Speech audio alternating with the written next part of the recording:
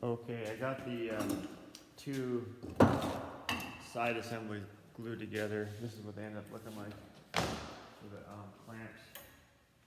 So, something like that. Making sure again that we have a nice straight or lined up with the rails and legs here. And we have a 2-inch gap between here and here. So I'll pull the clamps off and talk about what we're going to do next.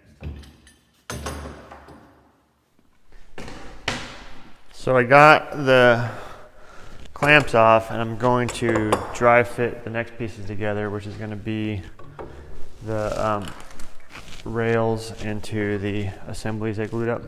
I noticed something when I cut these tenons. What happened was they come all the same size, but they are too long. Look at that. So I need to shorten up the tenons.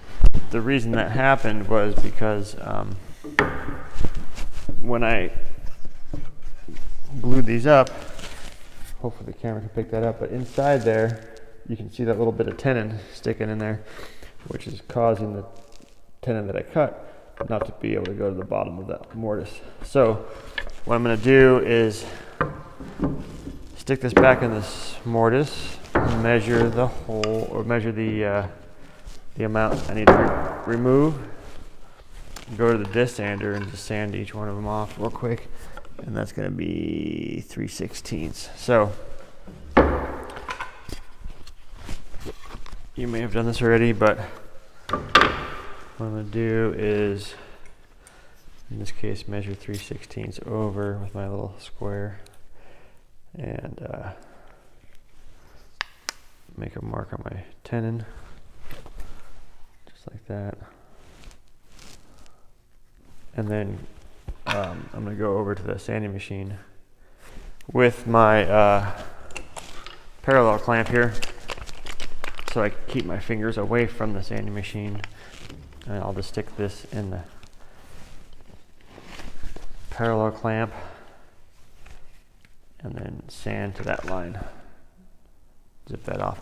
I'll do that on all 8 of them, and then we'll come back and dry fit this together. All right, so I got my tenons cut to the right size, and I dry clamped up my project here, so you can kind of see what it looks like dry clamped.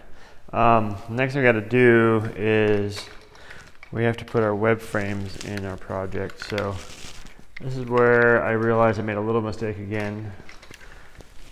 These rails end up being a little bit thicker than 3/4, so as a result, the web frames aren't fitting in. So I'm going to trim those to size and then come back and show you how to make the little notch cuts out of the web frame so it sits in nice and even. We'll put some biscuits in there to lock the web frame in and glue the whole thing together. Okay, so I'll be back. All right, I got my web frames trimmed up here so they fit inside my opening. A little bit snug. I might have to finesse those a little bit more. We'll find out. But I gotta make little notches that go around these little corners. So what I'm gonna do is measure the size of those notches and transfer them to my board. So in this case, I'm looking at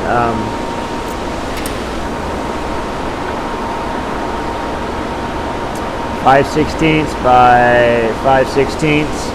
I'm just going to go around and kind of make sure they're about all the same. So I'm looking at 5/16. So what I got to do is transfer that measurement onto my board and then make my cuts on the table saw. So I'll transfer you guys over the table saw. And where I have my miter gauge set up. So again, I'm going to take my board here. I'm going to measure 5/16 over.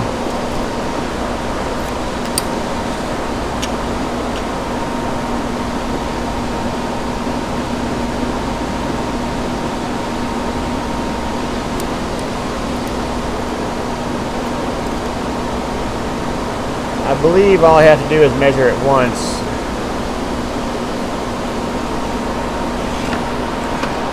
And then set up my machine and just run all my boards through.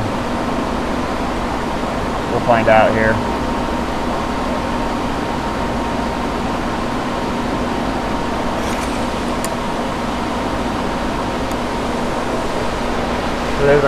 right there. I'm going to use that measurement and line up my saw blade height right there. So what I'm doing is making sure that my pencil mark is as high as my saw blade. Looks pretty good there. And then I'm going to make it a little bit loose. I'll line up my cut here with my pencil mark. And again, if it's a little bit loose, it's probably better than being a little bit tight. Otherwise it won't fit in there. And then I'll bring my fence over and then sneak up on the board so I'm not pushing the board around with my fence. Okay, so I got my height and my depth set up. What I'll do is turn the saw on and just make a nice little cut there. Like that. And then I'll nibble the rest of them away.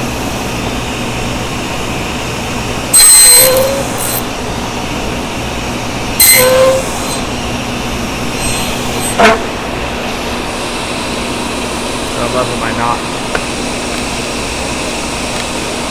Just like that.